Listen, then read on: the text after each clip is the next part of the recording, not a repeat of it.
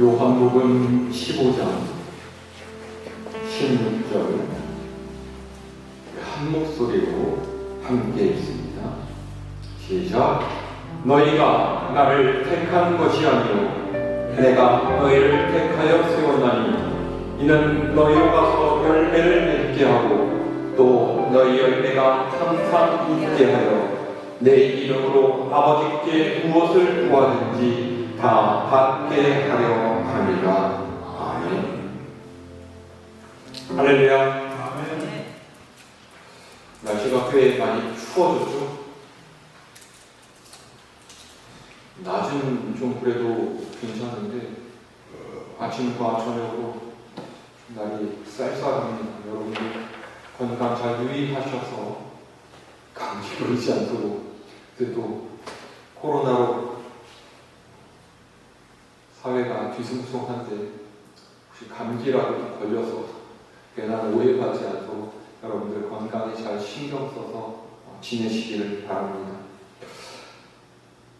다 받게 하려 함이라 라는 말씀으로 여러분들과 말씀 나누려고 합니다. 시편 46편 10절 말씀은 우리에게 굉장히 익숙한 말씀이죠. 46편 10절 말씀 이렇게 되어 있습니다. 너희는 가만히 있어 내가 하나님 됨을 알지어다. 공동 번역 성경은 이 구절을 원문의 뜻에 좀 더 가깝게 이런 표현으로 번역을 해놓았어요. 너희는 멈추고 내가 하나님인 줄 알아. 가만히 있어라, 멈추어라 하는 말씀이 도대체 어떤 의미를 갖겠습니까? 그냥 우리의 모든 행동을 이렇게 움직이지 않고 가만히 있으라라는 말은 분명히 아닐 것입니다.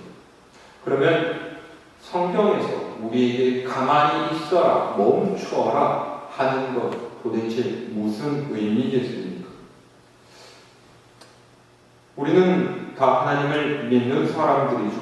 그리고 기도할 때, 찬양할 때, 우리가 사는 모든 일상 속에서 하나님을 찾고 구하고 있습니다. 그런데 이 시간 다시 한번 가만히 생각을 해보시기 바랍니다. 우리가 정말 하나님께서 하나님이시다라는 것을 알고 또 인정하고 있습니까? 하나님께서 너희는 멈추어서 내가 하나님인 줄 알아라 라고 당부하셨다라는 것은 우리가 하나님을 믿는다라고 하면서도 실제로는 그분이 하나님이시라는 것을 잊어버리고 있다라는 사실을 의미합니다. 하나님은 도대체 누구십니까? 그분은 영원부터 영원까지 존재하시는 분이시고 할 수 없는 일이 하나도 없으신 전능자이신 뿐만 아니라 무엇보다도 우리를 친히 만드신 창조주이십니다. 이 사실을 알고서 하나님을 믿는 자라면은 내 자신의 생각이나 판단 그리고 행동을 앞세우기보다는 하나님의 뜻을 먼저 묻고 구하면서 세상에서 우리가 가치 있다라고 생각을 하는 부귀영화와 권세, 명예와 그 여타의 여러 가지 것들보다 정말로 가치 있는 것은 나를 통해서 이루시기를 원하는 하나님의 뜻, 하나님의 계획임을 인정하며 살아가는 사람일 것입니다. 하나님을 믿는다라고 하면서도 하나님의 뜻을 생각하지도 않은 채 내 뜻과 나의 계획만을 고집하고 그것이 이루어지지 않았을 때 낙담하고 절망하는 사람이 있다면 그 사람은 하나님께서 하나님 되신다라는 사실을 모르거나 잊어버린 사람임에 분명합니다. 그런 사람에게 평안이나 감사가 있을 리가 없죠.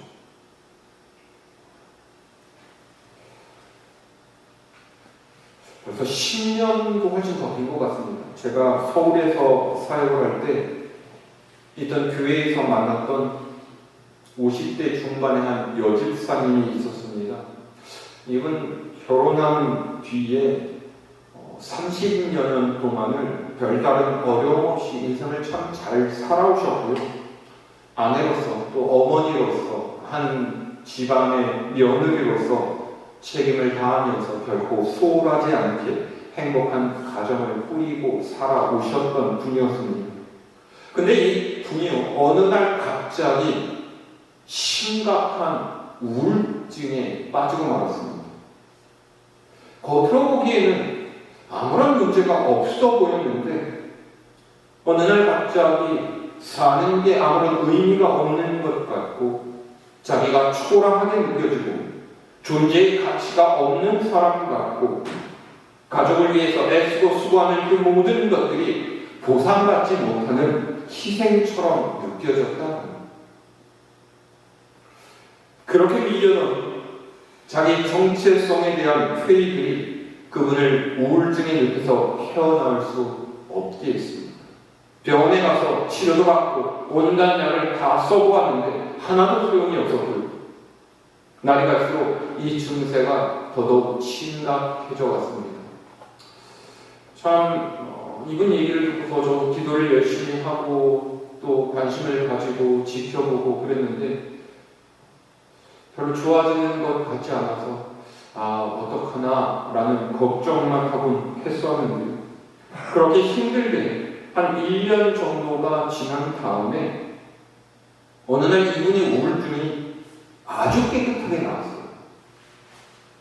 근데 이게 어떻게 된 일이냐 하고서 나중에 얘기를 들을 기회가 있었는데 어느 날 이분이 내 인생의 이 문제가 도대체 어디에서부터 시작되어서 내가 이렇게까지 되었을까라는 것을 생각을 하면서 그 문제의 근원을 찾아서 자기가 살아온 시간을 좀 거슬러 올라가 보았다는 것. 오랜 시간을 곰곰이 생각해 본 끝에 보니까 문제는 결혼을 할 때 잘못된 동기, 잘못된 생각으로 결혼했다라는 걸 알게 됐어요.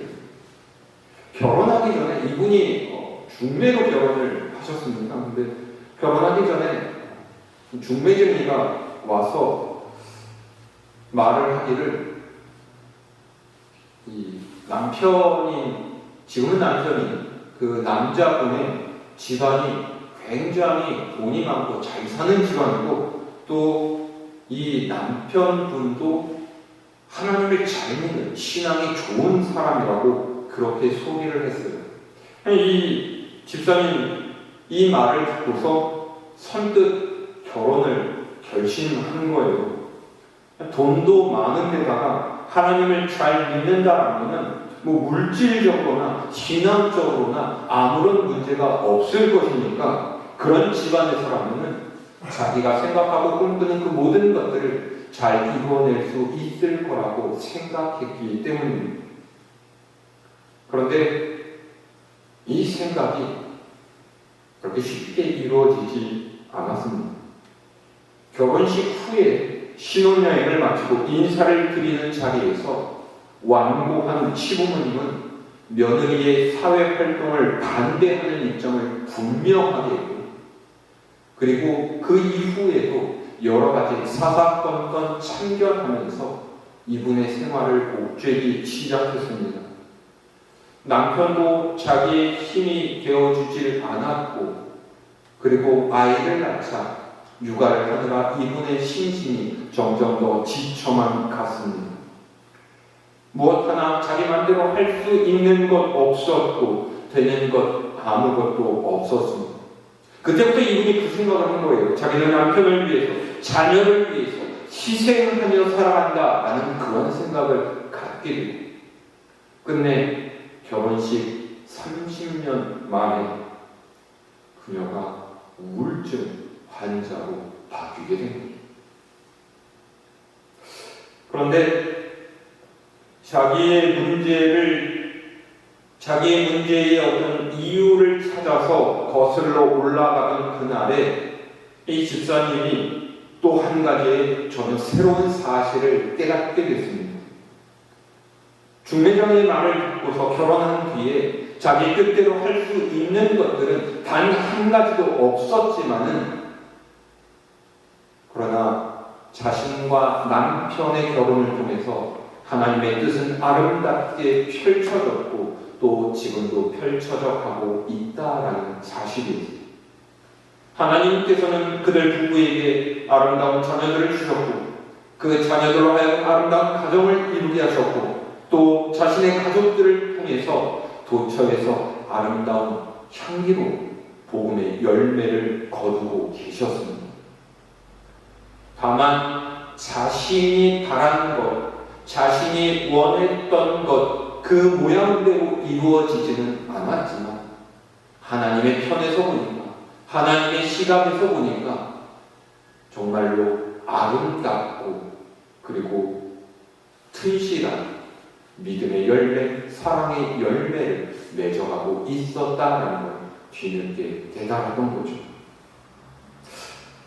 그 모든 것들은 자신이 가졌던 뜻과 계획을 초월한 하나님의 신비로운 섭리였습니다.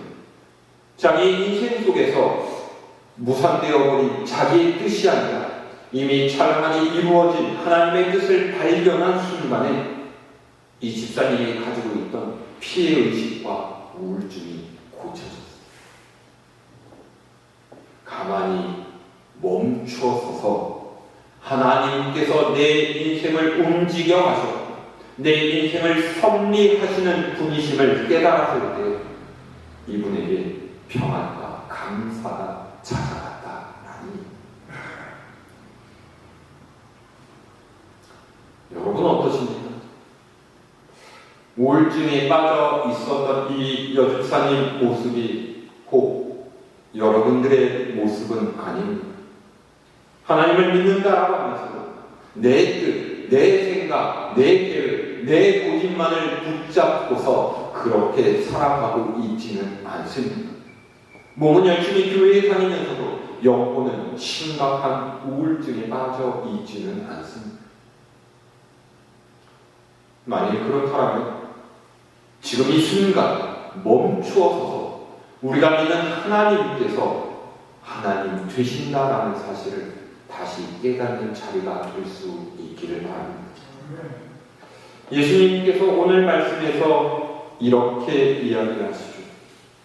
너희가 나를 택한 것이 아니라 내가 너희를 택하여 세웠나니 이는 너희로 가서 열매를 맺게 하고 또 너희 열매가 항상 있게 하여 내 이름으로 아버지께 무엇을 구하든지 다 받게 하려 하리라. 아멘. 마지막 구절이 특히나 마음에 드시지 않습니까? 내 이름으로 아버지께 무엇을 구하든지 다 받게 하려 하리라. 굉장히 감동적인 말씀이 아닐 수가 없습니다. 그런데요, 많은 그리스도인들이 이 말씀 앞에서 흥분하는 진짜 이유는요, 뭔가를 잘못 생각하고 착각하고 있기 때문입니다. 예수를 믿기만 하면 무엇이든지 갖고 싶은 것 다 가질 수 있고 하고 싶은 것 다 원하는 대로 하면서 살 수 있다. 이 말씀의 의미를 착각하기 때문입니다.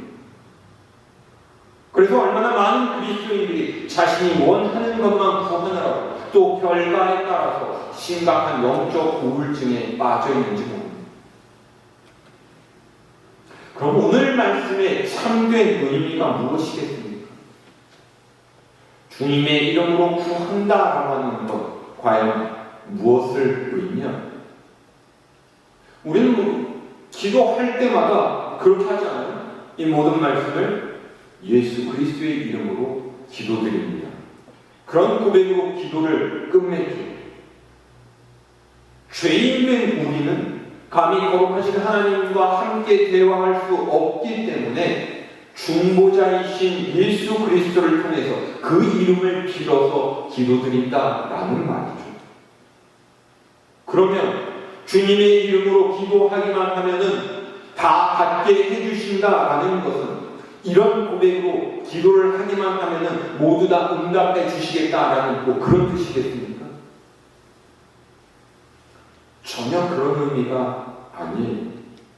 내 이름으로 아버지께 무엇을 구하든지 다 받게 하려 함이라 라는 말씀 속에서 말씀의 무게는 무엇이든지 구하는 대로 다 이루어 주겠다라는 데 있는 것이 아니라 주님의 이름으로 구해야 한다라는 데 있습니다.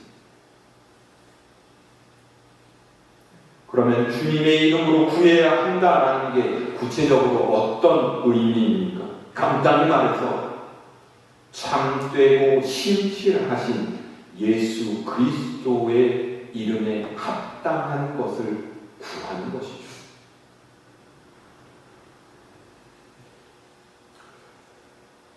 요즘 들어서 더 그렇습니다만은 뉴스에 나오는 정치적인 문제, 사회적인 문제를 보면서 굉장히 참 안타까운 것은요, 각 사람들이 자기의 본분에 맞게만 산다라는 우리 사회가 갖고 있는 이 모든 범죄와 비리 그리고 온갖 사건들 참 많이도 줄어들 수 있을 텐데 라는 생각이 들어집니다. 무엇답게 라는 말이 있죠.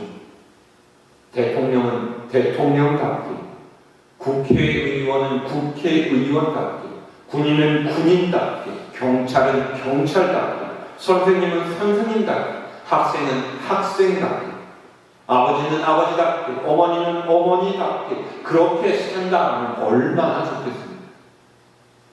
그런데 대통령이 대통령답지 못하고, 정치인이 정치인답지 못하고, 군인이, 경찰이, 교사가, 학생이, 부모와 자녀가 자기가 해야 할 일을 하지 않고 있어야 할 자리에 있지 않을 때 문제가 일어나게 됩니다.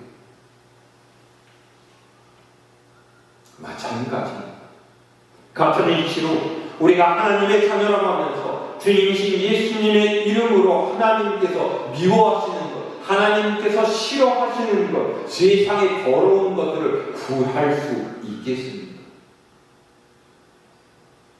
길이요 진리요 생명이신 주님의 이름에 합당한 것을 구할 때 하나님께서는 우리의 기도를 들으시고 그것을 이루어 주신다는 것입니다.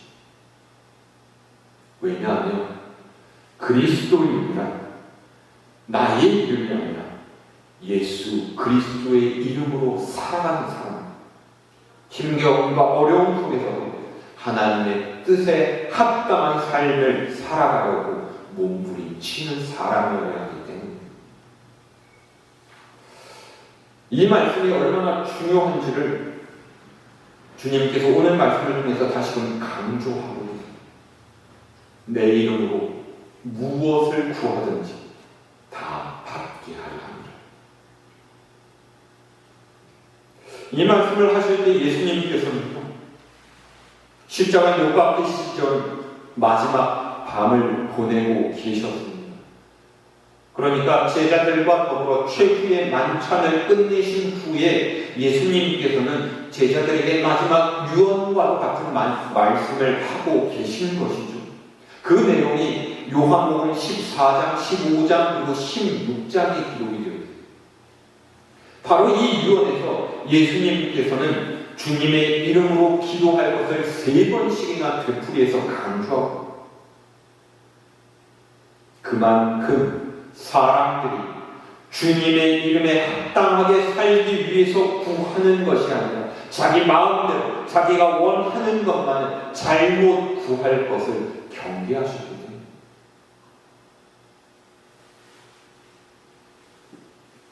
내 마음이 좋은 대로, 내 생각대로, 내 뜻대로 그렇게 구하는 것은 우상 앞에서 절을 하면서 비는 이방인들과 다를 바가 없다라는, 결코 주님의 이름으로 살기 원하는 그리스도인의 자세일 수 없다라는 거예요.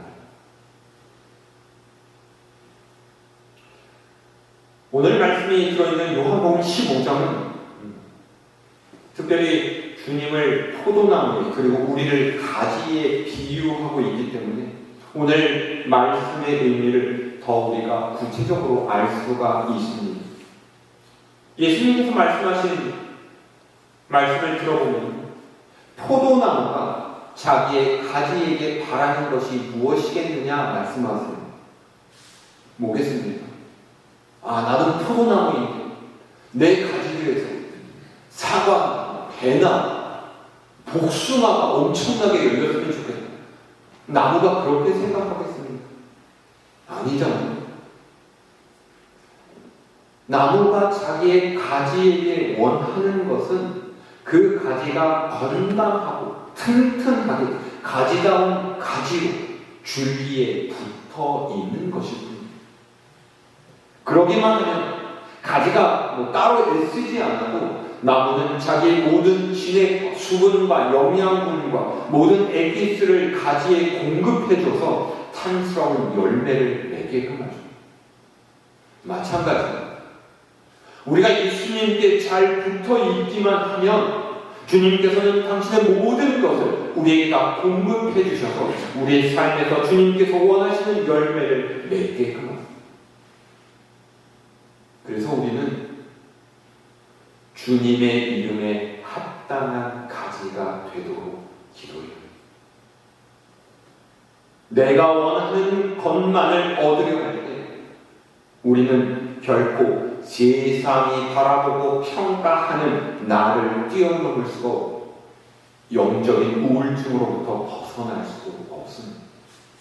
그러나 주님의 이름에 합당한 가지가 되기 위해서 주님께서 주시기 원하시는 것을 다 받을 때 비로소 우리는 세상에서의 나를 뛰어넘어서 하나님의 자녀로서의 내가 되고 우리의 영혼은 하나님의 진리의 말씀과 더불어 날아오를 수가 있습니다. 이렇게 오늘 말씀의 참된 의미를 바로 이해하고 믿을 우리가 잊지 말아야 할 두 가지 사실이 있습니다. 첫 번째는 내가 주님의 이름에 합당한 주님의 가지라는 주님으로부터 모든 것을 얻고 받는 그 시기는 내가 결정하는 것이 아니라 포도나무이신 주님께서 결정하신다라는 그런 사실이죠. 제가 저녁 때 가끔 저희 집사람하고 마트에 갑니다. 차를 타고서 좀 멀리 있는 큰 마트에 갈 때도 있고요. 얼마 멀지 않은 가까운 곳에 갈 때도 있는데 어쨌든 마트 가면 굉장히 재밌습니다. 별의별 사람들이 다 있어요.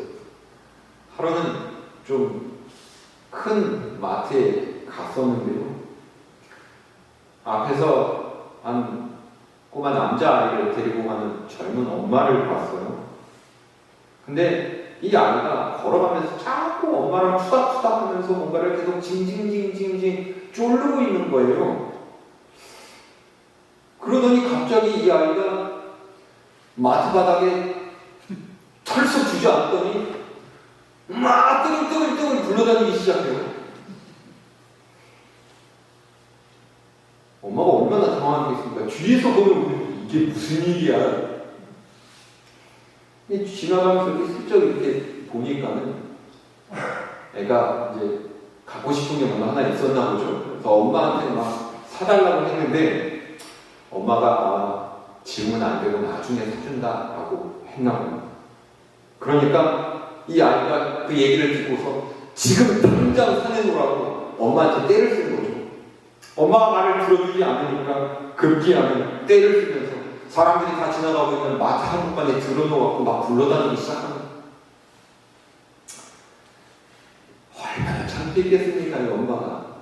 그래서 아이 앞에 쪼그려 앉아가면서 애를 달래기 시작했어요. 지금 이러저러 하니까 엄마가 나중에 꼭 사줄게, 이거보다 더 좋은 걸로 사줄게, 막 그러면서 애를 달래는데 애가 안 들어요.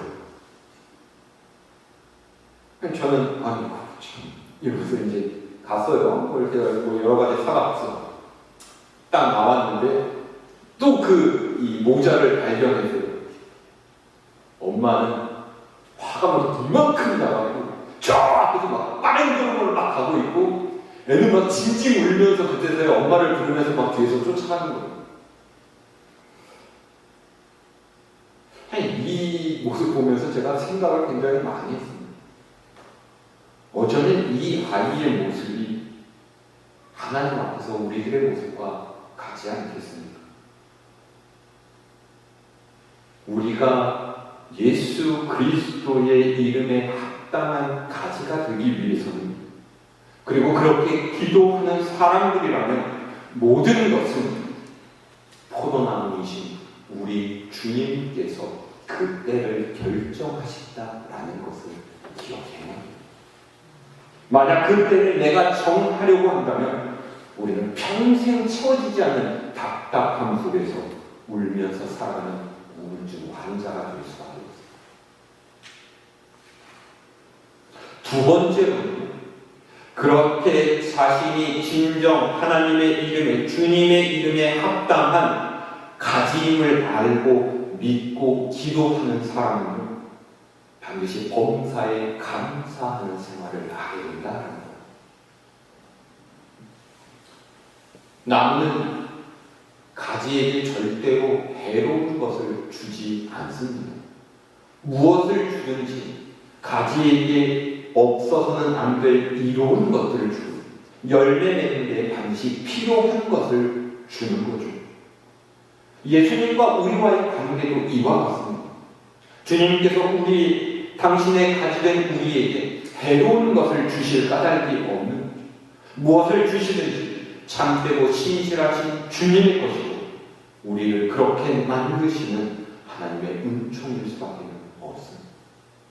그런데 우리는 보는 눈이 짧아서 그걸 잘 몰라요. 눈앞에 보이는 것만 가지고 하나님께 탄식하면서 부르짖습니다. 하나님 저한테 도대체 왜 이렇습니까? 하나님 저한테 왜 이런 고난을 주십니까? 하나님 저에게 왜 이런 어려움을 주세요? 저는 하나님의 자녀인데요. 왜 저를 미워하십니까? 주님께서 우리를 싫어하시거나 우리를 미워하셔서 그러시는 것이겠습니까? 무엇을 주시든지 주님께서는 우리에게 좋은 것을 주시려고 하고 우리를 더욱더 튼튼한 가지로 만들려 하십니다. 기억한다면 우리는 만나는 모든 순간, 모든 어려움 속에서도 늘 감사해하며 살아갈 수가 있습니다. 때로는 우리가 생각하지 못하는 고난과 아픔을 만날 때도 있습니다. 그러나 그것이 전부는 아닙니다. 그것이 끝은 아닙니다. 비록 장시간의 고난과 아픔을 겪는다라고 할지라도 하나님께서는 우리가 믿음으로 그 고난과 아픔을 견디어내면 분명히 더 좋은 것, 더 아름다운 것을 우리에게 베풀어 주실 것이기에